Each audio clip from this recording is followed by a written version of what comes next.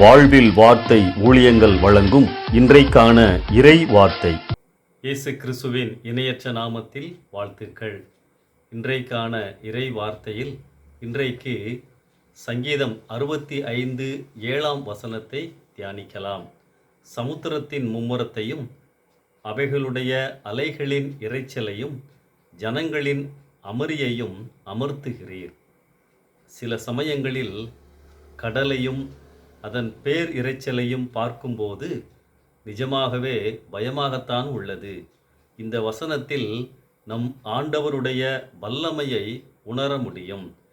Mark 4 இறுதி பகுதியில் சீஷர்களோடு இயேசு படகிலே பயணம் செய்த பொழுது பலத்த சுழல் காற்று உண்டானதையும் அதற்கு சீஷர்கள் பயந்ததையும், அதற்கு பிறகு இயேசு கிறிஸ்து காற்றை அதட்டி அந்த சூழலை அமைதியாக்கினதையும் பார்க்கிறோம். ஏன் இப்படி பயப்பட்டீர்கள்? இயேசு சீஷர்களை பார்த்து கேட்கிறார். இயேசு என்ன சொல்லுகிறார்? எதை உணர்த்துகிறார்? நான் உங்களோடு இருக்கும் பொழுது நீங்கள் பயப்பட வேண்டிய அவசியமில்லை. பிரியமானவர்களே, இயேசு எப்பொழுதும் நம்மோடு இருக்கிறார் என்பதை ஒருபோதும் மறவாதிருங்கள்.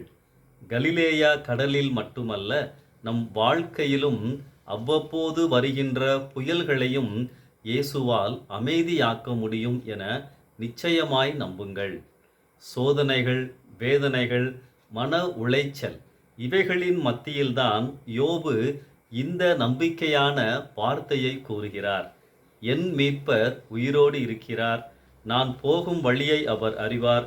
அவர் என்னை சோதித்தபின் நான் பொன்னாக விளங்குவேன். தேவரீர் சகலத்தையும் செய்ய வல்லவர். நீர் செய்ய நினைத்தது தடைபடாது என்று அறிந்திருக்கிறேன். எவ்வளவு நம்பிக்கையான வார்த்தைகள்! அன்பானவர்களே, இயேசுவின் வார்த்தைகளை கவனியுங்கள். அக்கறைக்கு போவோம் வாருங்கள். அவருடைய வார்த்தைகள் ஒரு நாளும் மாறாது. அடுத்த அதிகாரத்தின் 1 வசனத்தை கவனியுங்கள். பின்பு அவர்கள் அக்கறைக்கு வந்தார்கள். ஆம், கவலை, பிரச்சனை, பயம் போன்ற சுழல் காற்றுகள் வந்தாலும் இயேசு உங்களோடு உங்கள் வாழ்க்கை படகில்தான் இருக்கிறார். அவரோடுதான் பயணம் செய்கிறீர்கள் என்பதை மறவாதிருங்கள். உங்களையும் இந்த சூழ்நிலையை, எந்த சூழ்நிலையாக இருந்தாலும் கடந்து வர பண்ணுவார். நான் உங்களோடு இருக்கும் பொழுது நீங்கள் பயப்பட வேண்டியதில்லை என இயேசு இந்த காலை வேளையிலே நினைவுபடுத்துகிறார். அன்பானவர்களே, இந்த நேரத்திலே நீங்கள் எப்படிப்பட்ட நிலைமையிலே இருந்தாலும் இயேசு உங்களை பாதுகாக்க முடியும், சமாதானத்தை கொடுக்க முடியும். ஏனென்றால் அவர் உங்களோடு உங்கள் வாழ்க்கை படகிலே பயணம் செய்து கொண்டுதான் இருக்கிறார். இந்த சிந்தனையோடு இந்த நாளை ஆரம்பிப்போம். கர்த்தர் உங்களை ஆசீர்வதிப்பாராக.